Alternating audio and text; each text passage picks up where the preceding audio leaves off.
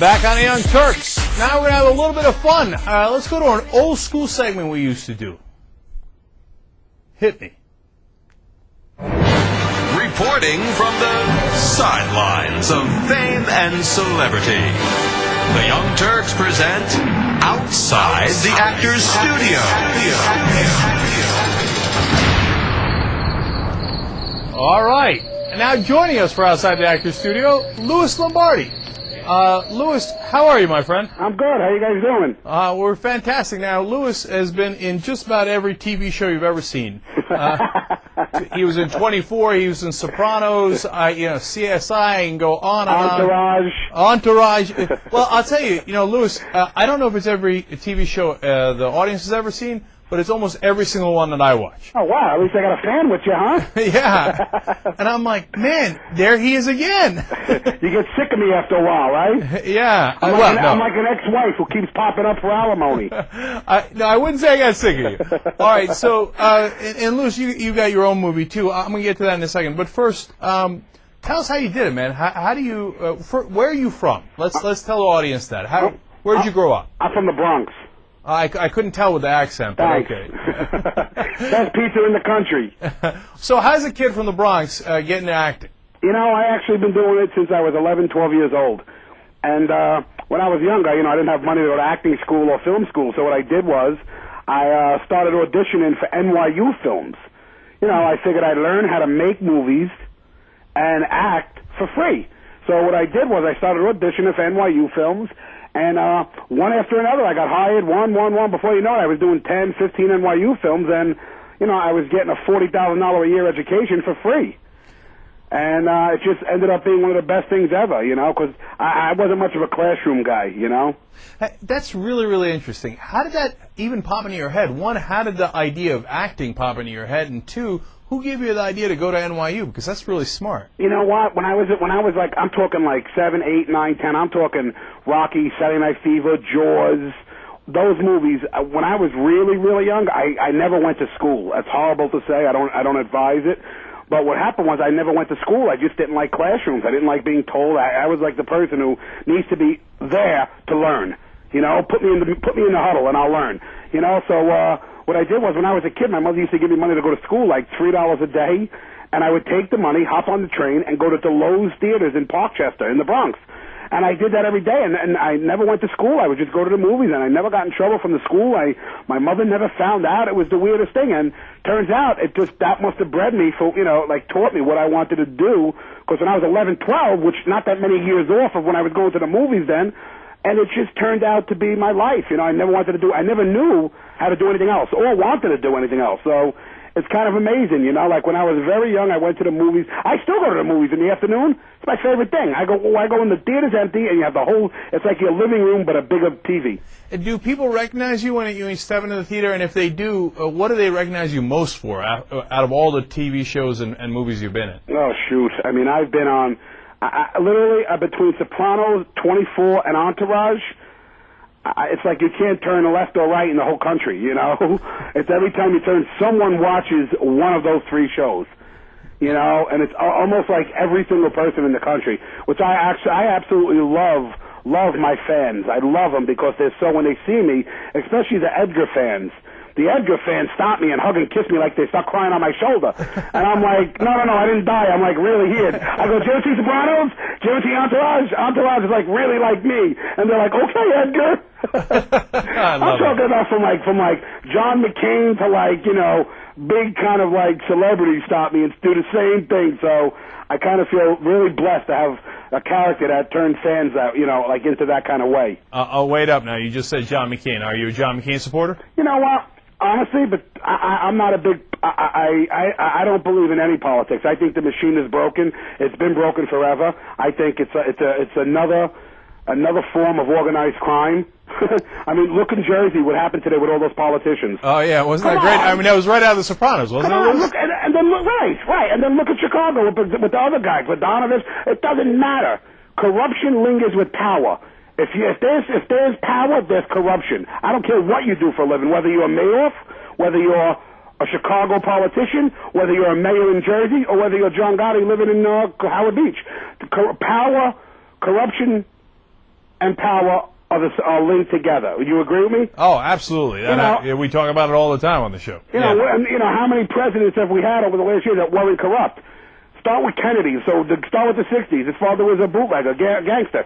I mean, okay, he was an honest guy. Okay, whatever. Then you go to Nixon. Then you go to Jimmy Carter, and then Ford were probably the only two that were not corrupt. Yeah, well, you got to give him that. That's true. And then you get to Reagan, and then things start to fall apart. And then the Gambino family took over again in the 80s. We're talking to Louis Lombardi. He's been, like I said, in just about every TV show you've seen, also in movies like Natural Born Killers and Usual Suspects. So let's get to that part, Louis. You got this genius idea to go to the NYU Film School. That's working well for you. Where do you get your first big break into the real movies? A film called Amongst Friends. Mm-hmm. It was an independent movie shot in New York in like 1990, and actually Mira Sorvino was the casting person. Dude, she never had done anything. She was casting this independent movie that her father put up money for. We auditioned. She cast me, and it's actually the executive producer from Entourage. His name is Rob Weiss. Mm-hmm. He was the director of the movie. He wrote it and directed it and produced it. So I had met him, 20 years ago.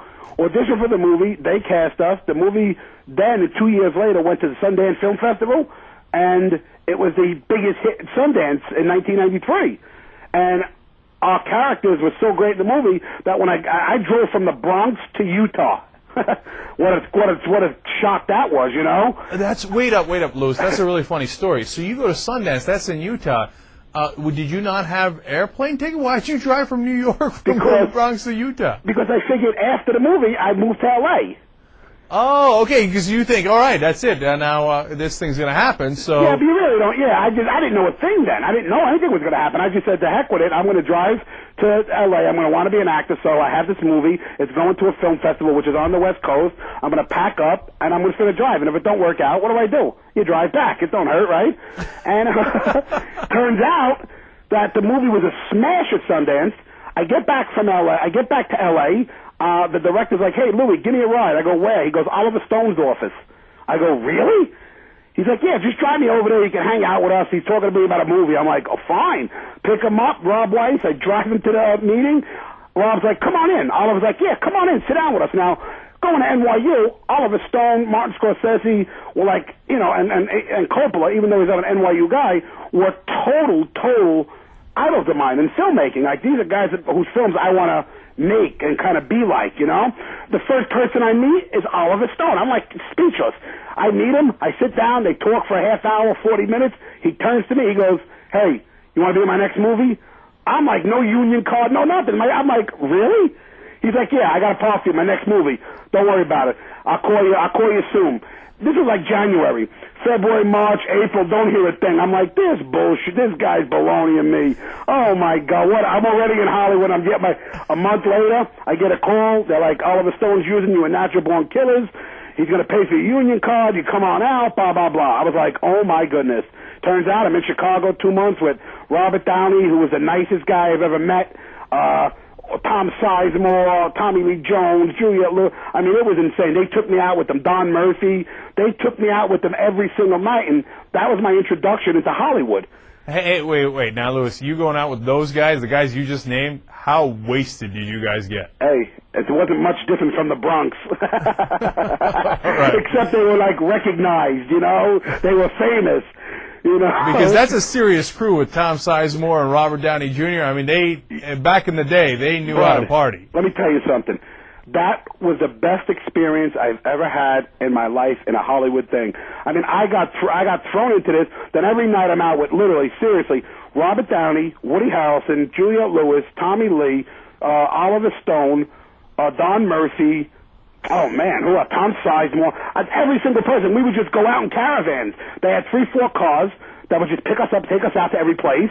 And I'll be like walking in with these guys, and this is my first thing ever. I'm like, oh my goodness, this is Hollywood. I love it, Man, you were living the real entourage at that point. It was. You know what? I was the entourage, and Oliver kept me on there for 2 months with them in Chicago and took me out with them every night and gave me the best experience I've ever had in my life. It was a great induction into Hollywood. Now, I'm going to ask you a crazy question, but I heard from somebody who was part of, what was it, that Sunday Night Football or something? What was that movie that Oliver Stone did down in Miami? Was that Any Given Sunday, maybe? Any Given Sunday, my bad. Yes, thank you. and they said that he did sex parties. That if you get an invite and you'd go and there'd be naked people and stuff. Did that happen on Natural Born Killers? Jeez, I wish I was on that movie. No. Instead, I got to look at me after the shower in my hotel room, which I don't know how exciting that is. All right, so you didn't get that far with it. No, I didn't get that. I'm sorry, I missed that one. But you know what? If he did, God bless Oliver.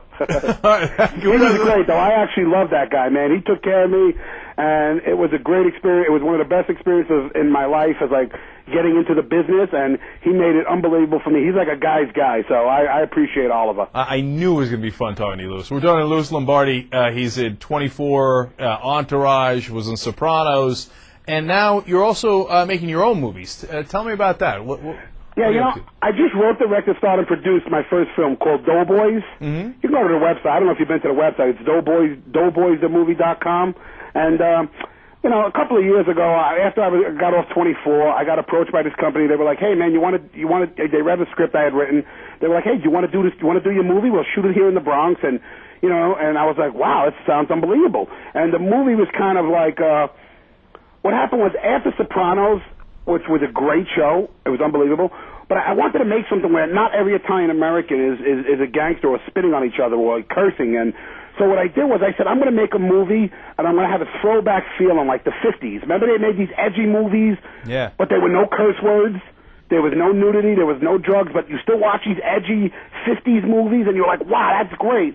I said, I'm going to go back and do a throwback movie like that, where you could have an edgy movie and I didn't use one curse word in the whole movie.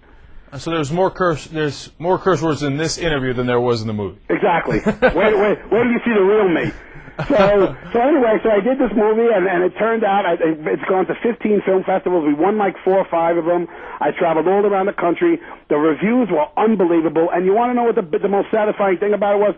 People appreciated the movie about family and not about Italian Americans or, you know, or gangster. It was more of a family movie, which I intended to do. And the most thing people compared it to was It's a Wonderful Life. What's it? Real quick, give me the plot. It's about 2 brothers who own a bakery in the Bronx. One's got a bad gambling problem, and he ends up screwing up him and his brother's lives, basically. And, you know, and it's about how family comes together no matter what problems you really have. You know, no matter money, no matter whatever it is, family is the most important thing. And I believe that in real life. That's my theory. I believe family is everything. Whether you're right or wrong, family is always first. And people can check out the trailer at doughboysthemovie.com? Yeah, or they can go to my website, louislombardi.com, and you can click right there. And I mean, the movie was it was one of the best things. I got to use all my friends from the Bronx, Vinny Pastore from The Sopranos, Mike Starr, Jimmy Matteo, you know, Andrew Keegan. I got like a great cast in there. And Andrew Keegan? Yeah. He's in the movie? Yeah. Oh, he was on the set yesterday with us, or 2 days ago. What was he doing there? We were interviewing him for a play he's doing. Oh, yeah. So, that's fantastic. Yeah, so I ended up putting him in as my nephew. He was really good in the movie. And Vincent Pastore, who played Pussy in Sopranos. Yeah, of course. That's fantastic. One of his best roles he's ever played was in this movie. All right. Hey, you know, you talking about family there. Are you married at all, Louis, or no? Yeah. Oh, you are? Yeah. Were you married when you first came out to L.A. or no? No. No. And when you got a little bit of fame, did women come with it? Is that? Oh, yeah. Yeah. I guess that's just fame. I guess it doesn't matter. I think that's the lure, you know, the lure is like people go, oh, my God, and they just, you know, gravitate toward you, you know? So, I mean, so they say, oh, my God, you were in Usual Suspects or, you know, or you were in Entourage. Well, that might have been later, but... And then, what do you guys go out on a date, or something that happens that night? What happens? What's what? When you just meet someone like that? Yeah. No, I mean, you know, you're hanging out. You're at all these cool parties. Everybody's just partying and hanging around, and you know. Wow, that's fantastic. Louis, you sound like you lived one hell of a life. You know what? Honestly, even before I was an actor, up until today, my life has been one of the most fabulous, blessed things ever. I mean, I walk around every day and I tell people, you know, I'm just so fortunate. My life has been so blessed and so great that even before I was an actor, though, because I was treated the same way, you know, people always treated me great, even way before I was famous. And I guess that's what, and that instilled that happiness in me, you know what I'm saying? It wasn't like, hey, people are now sucking up to me because I'm an actor. My personality, people gravitate toward me, and they, it's kind of like I've always made that kind of camaraderie with people, always. Yep. Well, that helps. And always eating at people's houses and always going with people, and it turned out that, it kind of bred me for the business I was in, All right, Louis Lombardi. Everybody check out doughboysthemovie.com and louislombardi.com. Thanks so much for joining us. We really appreciate it. You got it, guys. I'll talk to you later. All right. All right, bye. Young Turks.